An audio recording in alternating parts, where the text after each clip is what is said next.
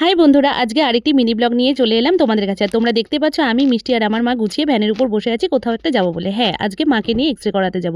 এই দেখো চলেও এসেছি, কারণ আজ 6 মাস ধরে মায়ের হাঁটুতে খুব জ্বালা ব্যথা যন্ত্রণা করছে। সেই জন্য এক্সরে করে দেখবো যে পায়ে কি হয়েছে, সেই মতো ট্রিটমেন্ট করানো হবে।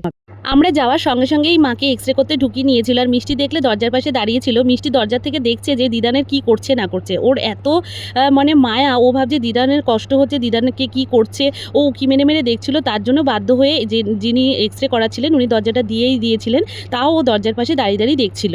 তোমরা দেখতে পেলে মায়ের হাঁটতে কষ্ট হচ্ছে বলে মিষ্টি হাত ধরে ধরে নিয়ে আসছিল। তারপরে মিয়মারি থেকে আমরা তিনজনে মিলে কিছু একটা খেয়ে সোজা বাড়িতে চলে এসেছি। এসে হাত মুখ ধুয়ে ফ্রেশ হয়ে মিষ্টিকে একটু পরিয়ে নিলাম। পরিয়ে নেওয়ার পরে মিষ্টি দেখো দিদানের সঙ্গে বেলুন নিয়ে খেলছে।